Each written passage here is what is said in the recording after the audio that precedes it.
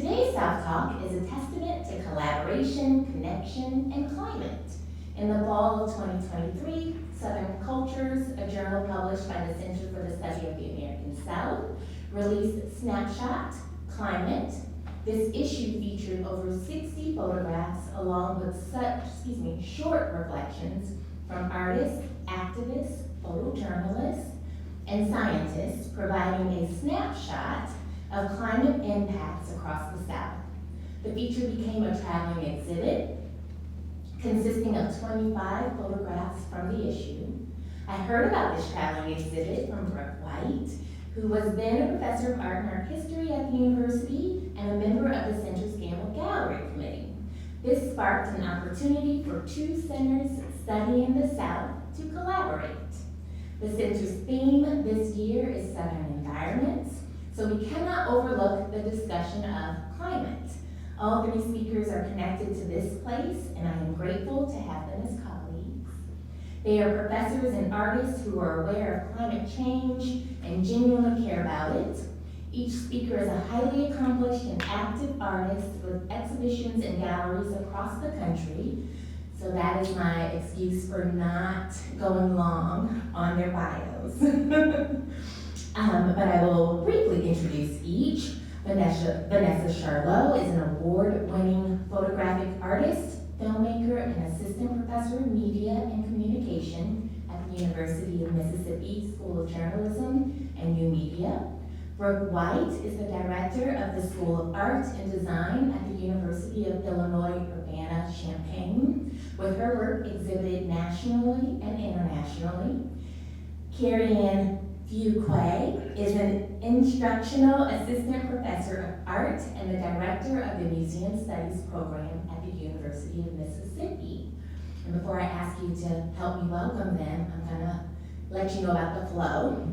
So when I leave the podium, Professor White is going to come and speak briefly for about 10 minutes or so about her work, and then Professor Charlot will do the same, and Professor Fuqua all three will come up and they'll have a conversation and then open it up for Q&A for us all. So, without further ado, help me welcome our speakers. Hi, everybody. It's lovely to be back in Oxford. I lived here for 19 years. This is the first academic year that I haven't been on campus officially, so it's lovely to be back in town, to see friends, and to be back in landscapes that are a little bit greener, although today the temperature is about the same as it is in Champaign, Illinois, but definitely where there are some more rolling hills. So I just want to first thank the center and thank Katie and Afton for supporting this exhibition to be here. It's been touring for the past 2 years throughout the South, and it's wonderful to be able to see it in person. I've just seen it online pretty much. I thank you for Kariann and for Vanessa joining me to talk about the work and to have an open conversation. So I thought in my brief talk today I would really talk about kind of how this picture came about, and the process of kind of selecting it and the work behind it. So when I was asked to contribute to this, I was asked to pick a few images that talked about climate within the South. Just to give you a little background on the work that I do, ever since I was 18, I've made work about the landscape, in particular the effects of climate change on the environment. So that's the lens in which I look through the camera at all times.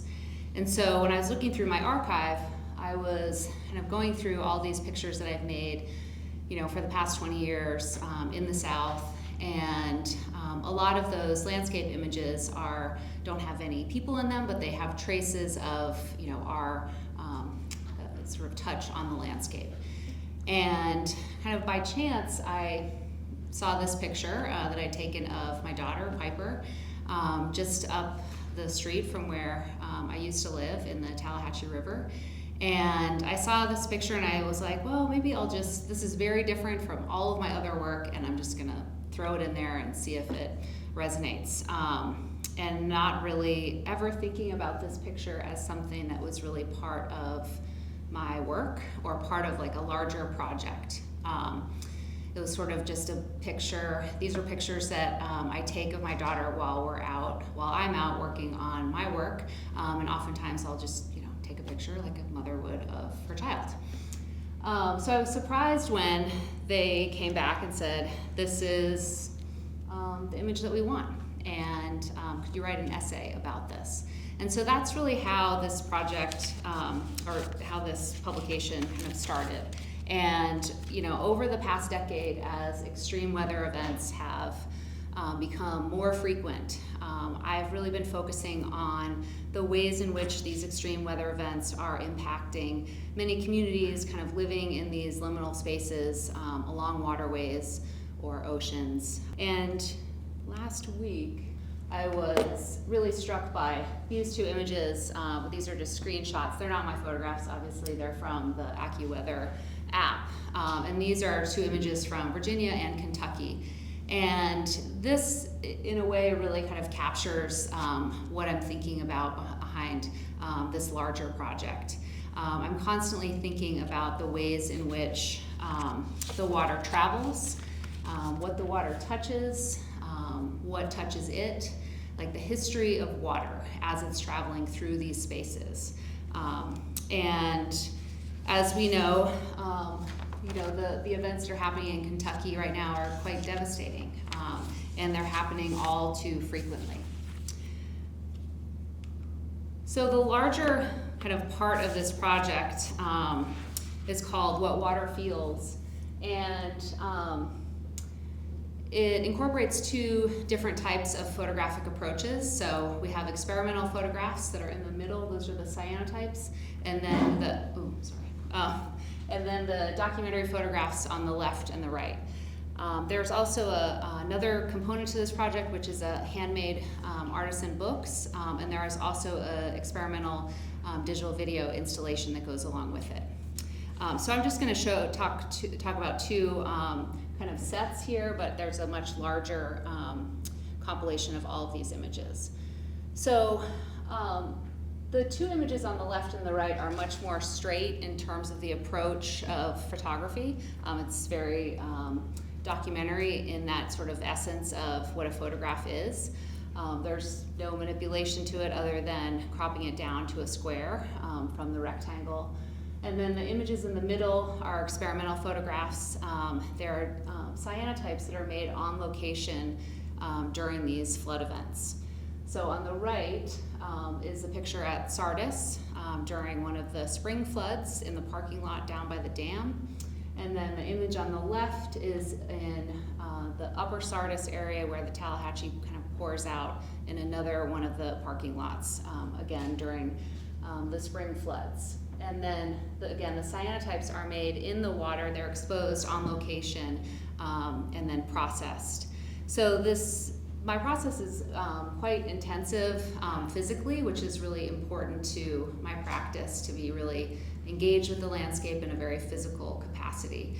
So being at the water's edge, whether it's the ocean or the river, is really critical to me kind of understanding these weather events happening in that space. This series is, this is from the Mississippi River. So in the fall of 2022, if you remember, there was a really extreme drought that was happening in the Mississippi River. And it was really difficult for any barges to even get up and down the Mississippi River. So it kind of halted a lot of commerce within the larger United States. And my daughter and I went, so I've neglected to tell you that on all of these trips, my daughter is usually in tow.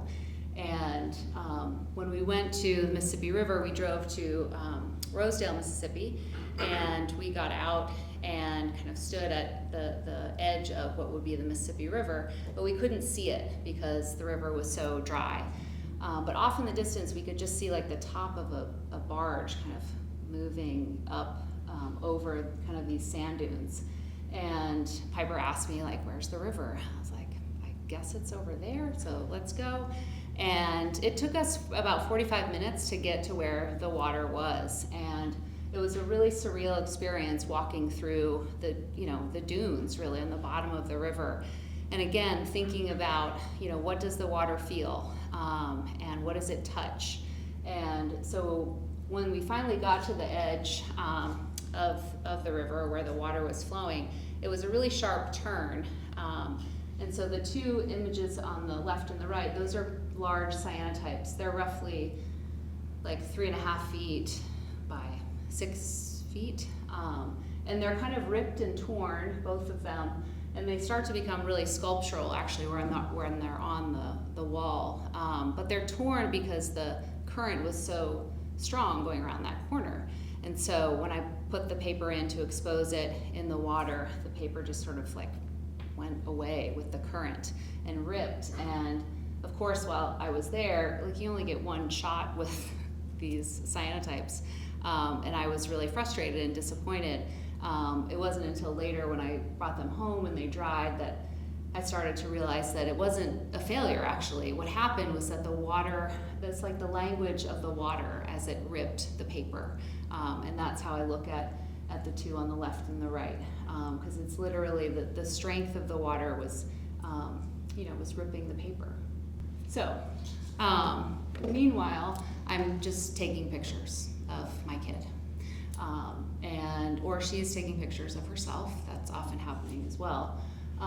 And while we're traversing through the landscape, we're having conversations, and this is ever since she was like 3. When she could walk, we'd go on these little photo tours. And we talk about the environment and nature and the landscape and what's happening.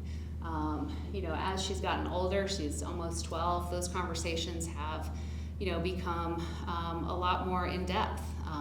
What's happening to the environment? Why is this happening? Why are people doing this? What are the policies that are being written and put in place? How are they impacting the larger climate? So this project, What Water Feels, it investigates the Mississippi River, its tributaries, then the Gulf of Maine, the Canadian Maritimes, also the Caribbean. So it kind of reaches this, I think of it sort of as the circle where the water flows kind of in and out, and thinking about water in this very interconnected way. So these images are made, the one on the right is made in the Gulf of Maine on the hottest day on record that summer. So those exposures are made very quickly when it's so hot. It's very susceptible to temperature. So if it's really hot and really humid, the cyanotypes will expose in a matter of seconds. So we were talking about kind of the differences of like, why is it happening so fast this time? It's really a response to the environment. The one on the left, that's Piper kind of assisting me with some of these in the Mississippi River that day when the pieces were torn across the water. So this interplay between these conversations that I'm having with her while we're thinking about the environment are really impacting the work that I'm making. And what's resulted is kind of this I always describe it as a personal project, but I think it starts as a personal project and then it becomes something that's much more public. And this started as a way to sort of document Piper and these rising water levels against her legs, and kind of use that as like use her legs and her body as like this measuring device as we look at the waters rising around us. And I have a lot of concerns for the next generation when it comes to the environment and climate change. And I think it kind of goes without saying that, it used to be, some of these things used to just be seasonal, and they're not anymore. The water comes faster and heavier more frequently. And, Piper has a lot of questions about this, and I hope that, together we can come together, like us, not my daughter and myself, but my hope is that we can come to some conclusions or some solutions about what's happening, because it's just not sustainable anymore. And when I look at, the past decade here in North Mississippi, in the Hill Country, these events have really changed some of the landscapes just around here. And again, it's not just seasonal. It seems to happen every few months or every 6 weeks, depending. And so right now, this project continues just in the Midwest. I'm looking more at the Great Lakes and, again, how that water, it's all part of the cycle, right? So how the Great Lakes water is affecting the Mississippi River and the Gulf and all those connections in between. So, thank you.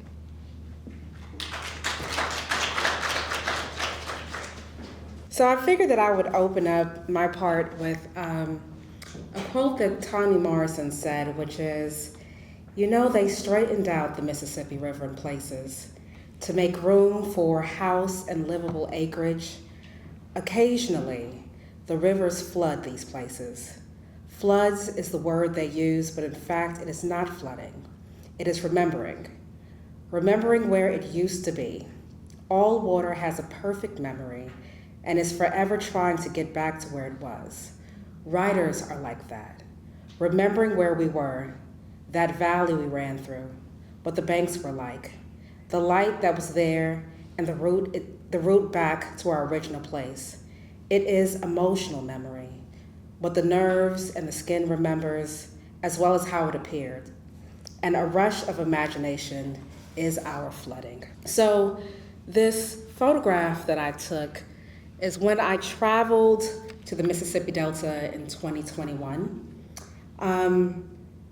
And I'm not a stranger to complicated soil, right? My family is from the Caribbean, specifically Haiti and the Dominican Republic, and so I understand that.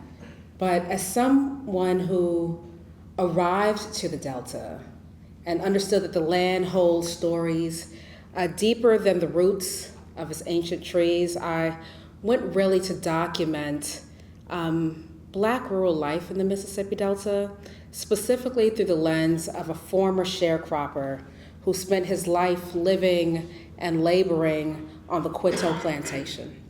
So in conversation with him about land and love and labor and life, the impact of climate change came into the conversation, although it wasn't explicitly said that way, right?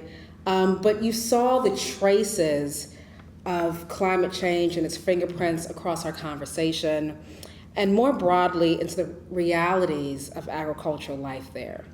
But what I found was more than science and more than weather patterns and rising waters. It was this history, right?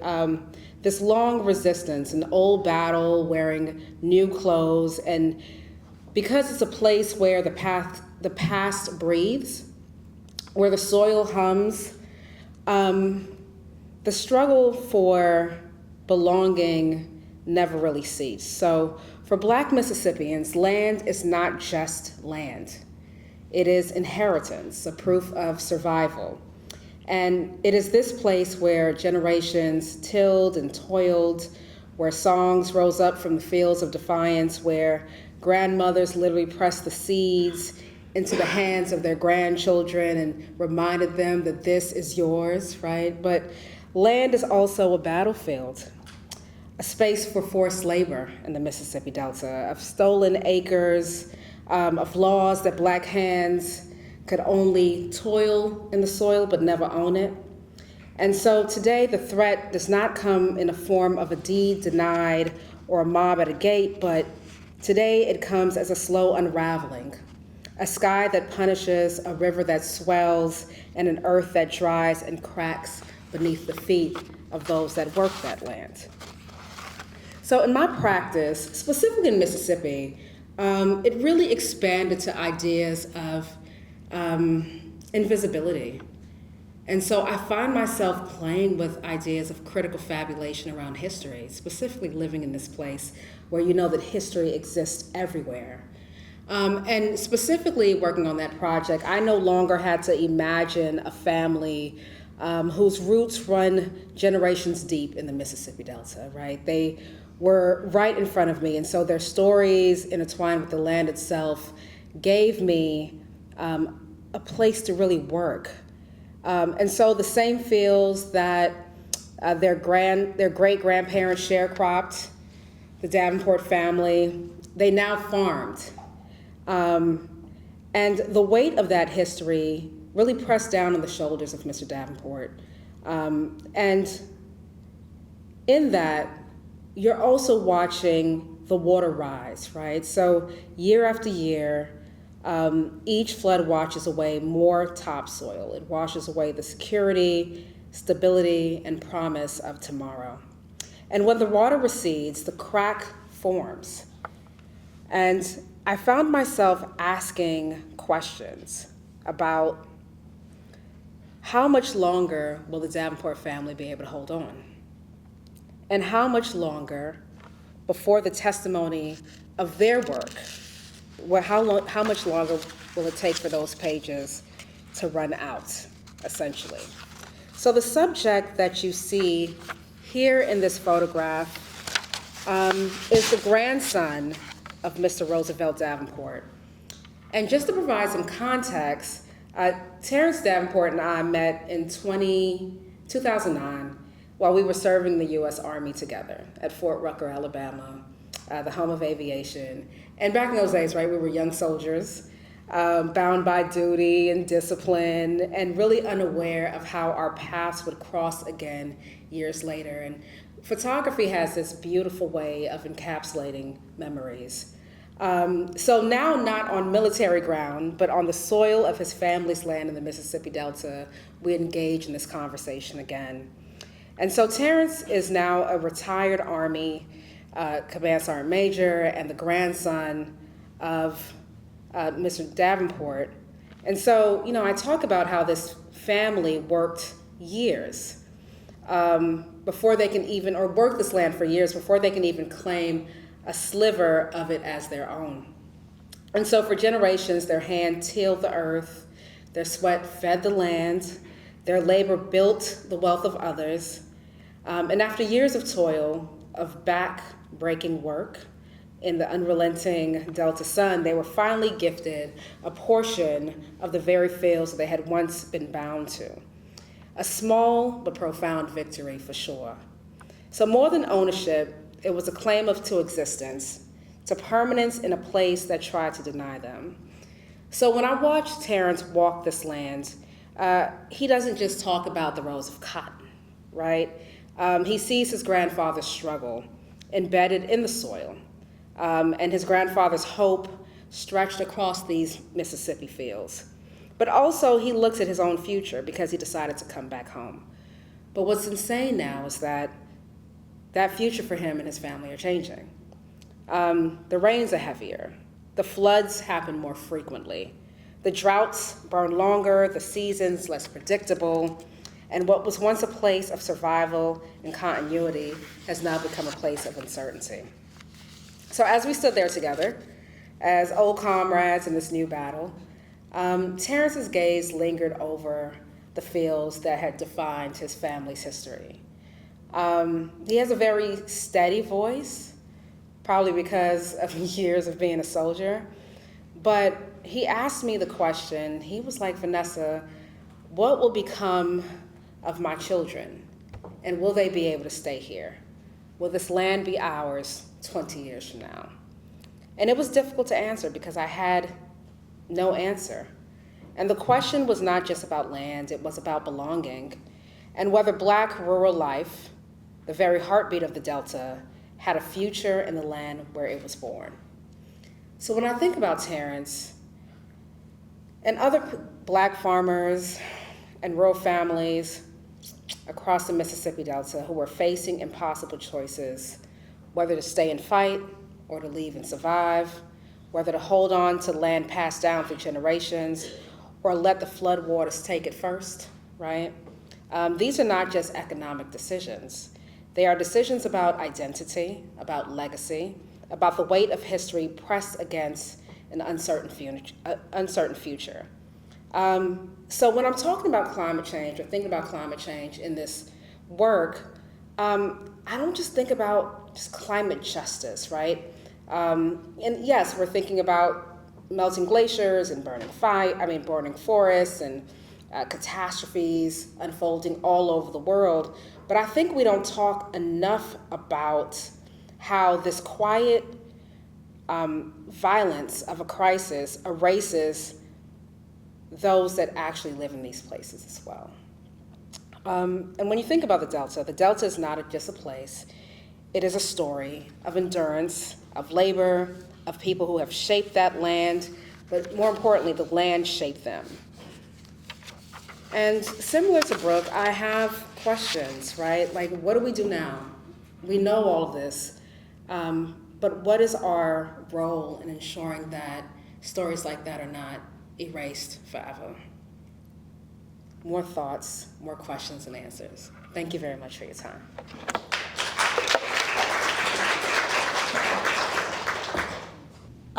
Well, first of all, I would like to just thank the Center for asking me to moderate this discussion amongst these two incredibly gifted artists and colleagues. I'm happy to be able to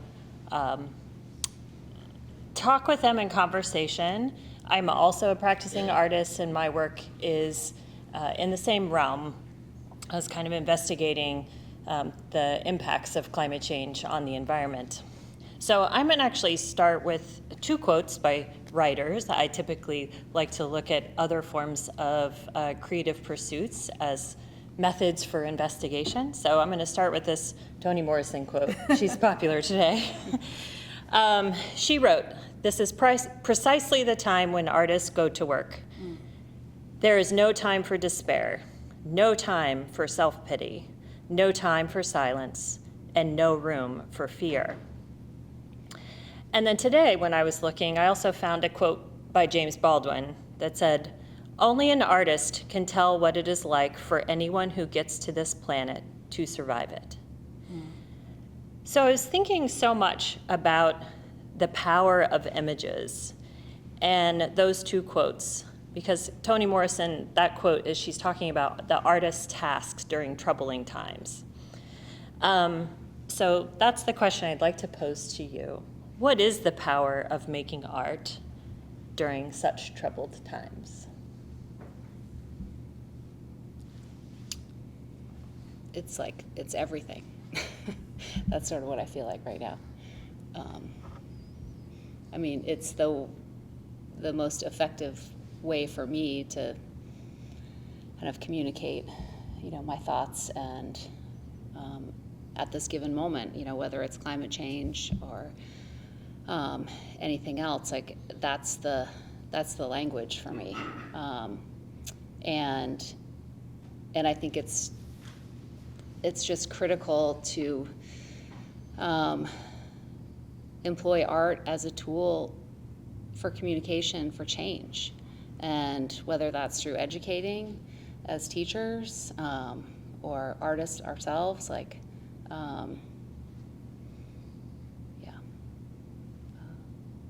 pass it over to you. That's I'll leave it there for right now.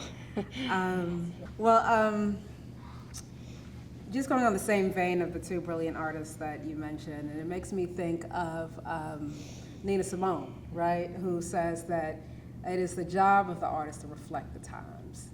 And so I think that oftentimes as artists, we may or may not be aware of the fact that the things that we make visually are typically the first language, right? Because it breaks down geographical and language barriers, and it allows people to see what we cared about at the time, right? Like what was important, what were the pressing issues. So to make art during this time, I think is a radical act. It's radical to look at something like climate change that affects all of us, and still choose to create in spite of our own fear, right? Because it's something very scary to think about. And it's also a very sacrificial act, because making art about this forces you to push beyond your own self-imposed limitations, right? Like it's easier not to think about the realities of climate change, or think about these issues that are essentially like existential threats to our being, right? It's easy to put our head in the sand. And so I think that this work is urgent and it's necessary. Yes. Yes. Yes, like, yeah, I think I started by saying it's everything, like Yeah, it's, it is. yeah, it just like has to be happening Yeah, continuously, yeah. But you're right, like it's hard, like it's hard work. Yeah. And I think often as artists, there's also or a perception of what it might mean to be an artist, that it comes easily, or, but it's hard work, and especially, if you're thinking about some of these, climate change issues, like, it's not happy stuff. Right. Yeah. No. Yes. We're going to try not to be totally Emo. bummer of a conversation today, but I'll feed into that. Okay, so with the recent wildfires in LA and the data released that 2024 was the hottest year on record, we are continuing to see the acceleration of climate-related disasters. I think so much about our current society's penchant for attention. We're constantly grabbing attention in all of these ways. But with the speed of information that hurdles towards us, it often becomes overwhelming, especially in relationship to the climate and climate disaster. Yet we're still distracted. So what do you look for as an artist when capturing an image that will get an audience to stop, to look, to dive deeper into the complexities, especially with difficult subject matter?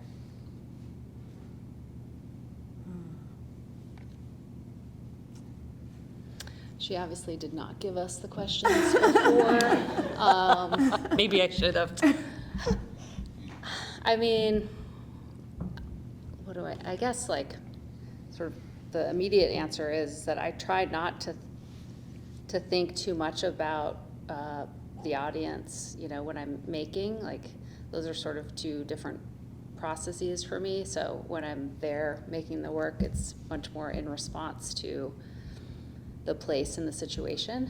And then that editing comes later. But, in terms of like figuring out what to make images about, my process is very lengthy. I'm not a photographer that has their camera on them all the time, and like I always felt like I wasn't like a photographer because of that as a young photographer. But I just take a lot of time observing spaces to understand it. Like, it took me probably 6 years of living in Mississippi to make something that actually felt like it was mine, and original to my way of seeing. I think for me it's a lot of like deep time in the place. And if I don't have a lot of that deep time, because if I'm traveling and making images in that space, then there's a lot of research that's happening beforehand.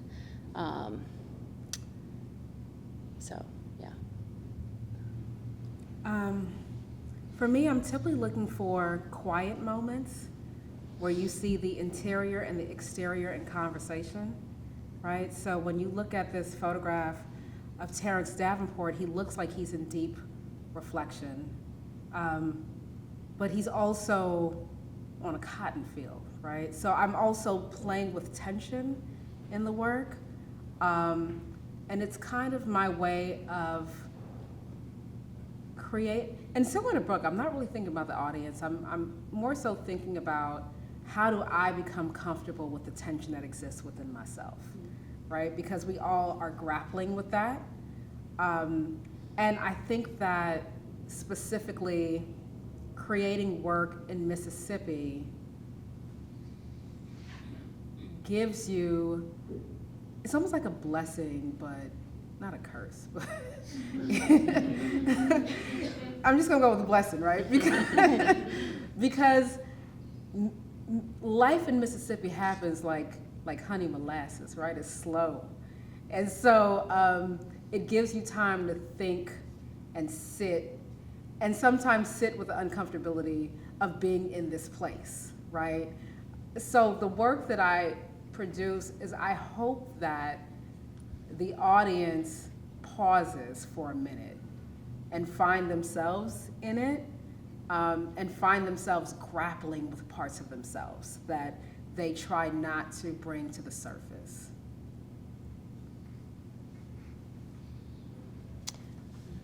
Well, speaking of place, this seems to be a huge dominating part of both of your practices. But could you speak more about the roles in which those are connected to the specific communities in which place is playing a role? What do you mean? I think that they're inextricably linked, right? Mm-hmm. Like we know through research that climate change disproportionately affects minority communities due to factors like geographic location, socioeconomic status, and historic patterns of sort of environmental justice. Mm-hmm. But it's not just about, I think when using the term place, it feels very ubiquitous, not specific. And so I think it's the relationship between the communities that exist within place and location, and those, like the apex of those two things together. So I'm just wondering how you think about place in your practice.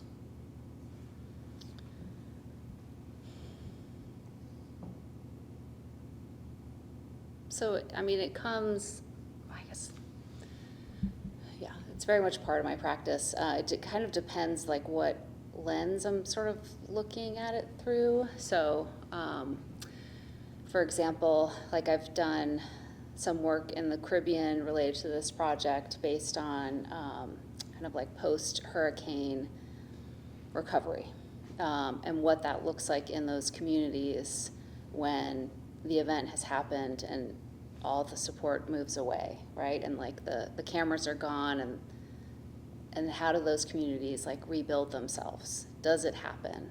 And so like what's that post-recovery community like after a major hurricane?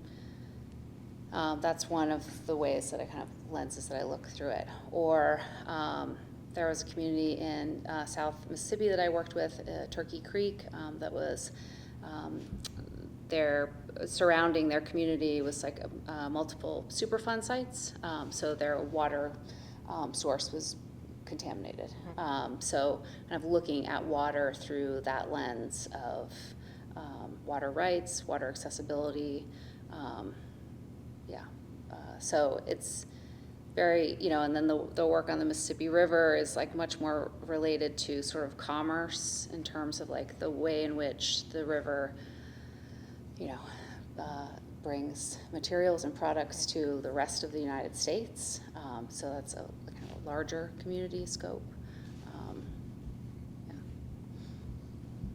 When it comes to place and specifically communities, I am always struck by how people create organic systems in the face of difficult situations. So spending time in the Mississippi Delta, and if y'all ever go down there, I remember being on the plantation and someone had like a hog farm, right? And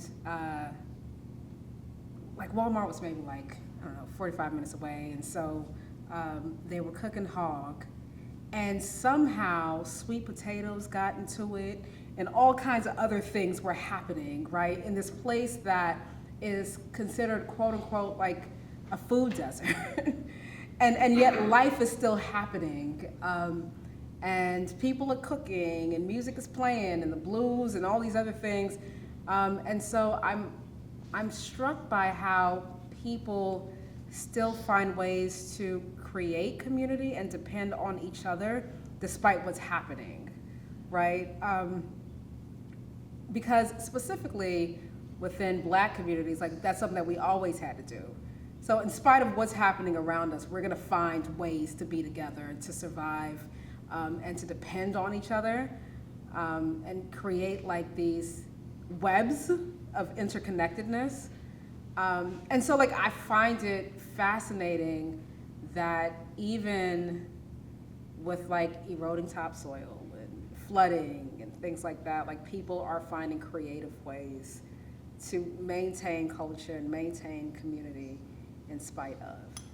I was just talking to a friend of mine this weekend about that the only way we're going to survive the current climate is by finding community with each other. Absolutely. Yeah. Absolutely. That where it does not exist or serve us in some purpose, we have to find it amongst our web of people. Yeah, Yeah. for sure. Kind of back to the art too. I think that relates directly, like in terms of the art community kind of coming together in terms of finding some solutions within ourselves, or forms of resistance, and to use art in that capacity. Yeah, I think we're kind of trying to figure that out Mm-hmm. at this current moment. I would love for questions from the audience. So I follow your question. I think essentially you're asking is how do you separate yourself from the images that you make?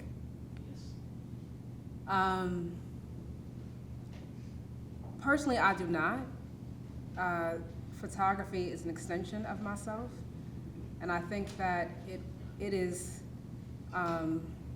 disingenuous to say that as a photographic artist, you're not reflecting aspects of yourself in the work, right? Because what you point your camera at is basically what's important to you, right? So you and I can be photographing this campus and we'll come up with two very different things because what we deem to be important will be different. And I think that for myself as an artist, I lean into my positionality.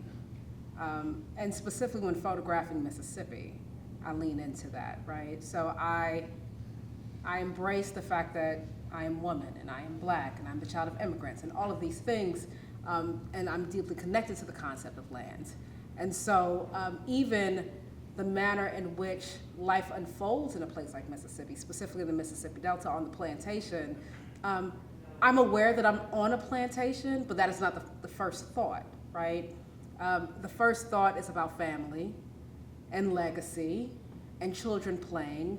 And it is because I know that if I was not the one holding the camera, but I was the one in the picture, I would blend in, right? So if you know that you can be the subject in your own work, you're going to approach the practice very differently, but it also shifts the gaze from an oppressive one, right, where you're an outsider looking in, so it's almost voyeuristic in a way, to one that is deeply rooted and connected to the work in which you're producing. I think it's kind of, in my opinion, I think it's dangerous when the artist is not connected to the work, because how are you going to hold yourself accountable? Specifically when you're thinking about documentary photography and you're photographing someone's life, right? And if you're not thinking about if this was my life or if this was my family, how would I want them to be photographed, then there's a level of sensitivity that I don't think you'll have as an artist.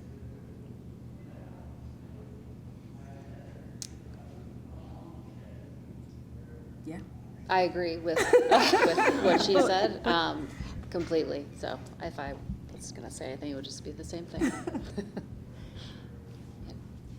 I have a question, I guess it's really related to both place and time. I was thinking one of the things that you said, Vanessa, was kind of the way that time works in a place like the Delta. I'm reminded of Walker Percy said that in Mississippi, it's always Wednesday afternoon. So it's kind of like, it's a different sense of time. Right. And I'm thinking, you are moving from Mississippi to be photographing the Great Lakes. How does place and time affect both of your work and kind of this shift and affect your way of seeing? That's a great question. Yeah, I mean, I feel like my work has been described by many people in terms of time, like my entire career. And it's usually kind of slow durational time. It takes patience to sort of, look at my photographs. My hope is that they're begging you to look deeper, because on the surface they're rather like flat in some ways, and yet there are often like hidden little sort of gems within that. I'm trying to get the viewer in a lot of ways to sort of sit in that place and to be in that place. I've been trying to do that since I was like 18. And so time is just, it's embedded in the medium, it's embedded in the way that I think about landscape and place and photography, all these things. And so being in a different landscape, I mean, I'm, it's 6 months in and still trying to figure it out, but time is still there. And I think that that's because I've just been so intent on looking at the ways in which, I say landscape, but I mean, it's really nature that I'm really looking at in terms of like those long, like forms of change and evolution within the landscape and place. So they're deeply embedded, those two components, place and time, in my process. For me, I play with time in my work in terms of viewing it as just this construct, right? And I think sometimes we're too tied to the concept of time. And I completely agree with you, Ralph, that the Delta is like Wednesday every day. But that's actually what I love so much about it, because it makes you acutely aware of the things that preoccupied us maybe 50 years ago are some of the things that preoccupy us now. And this idea of progress or development is relative based on who is looking at it and who is talking about it, right? And so there's certain universal themes that exist, I think, in this place in such a visceral way. Like when you're in a big city, you're able to like see the skyscrapers go up and all these things. But when you're in a place like Mississippi, I think you have to sit with your humanity. And what does it mean to be human? And so that is not confined to time at all. Like time is suspended when you're thinking about these more ethereal things. Andy? So, thanks for sharing part of the process, and I've got a process kind of question. This stuff is kind of dark. It's potentially getting darker as we go down these avenues in the next few years. I'm wondering, this is advice for folks that maybe are getting started, how do you protect yourself? How do you maintain, Vanessa, you just talked about how directly connected you are. Yeah. So how do you do the work and kind of protect your own emotional well-being? I'm not doing a great job at all. I wish I was more. Okay, go ahead, Brooke. Yeah, I mean, that's an interesting question, because I think that, I mean, in a lot of ways, like it keeps me going also, so although it is getting darker these days, but so I take more frequent breaks. But yeah, the work has always been, it has not been a downer or depressing to me, because I probably inherently somewhere, like I'm trying to, I'm trying to help fix something or say something, or, so it seems, I don't know, like I don't get bogged down by it. It's, if anything, it's the opposite. It helps me process everything. Yeah. Agreed. I don't really feel bogged down by it either. I think that, I don't know, it comes as natural to me as breathing, so to speak. But my escapes are definitely writers.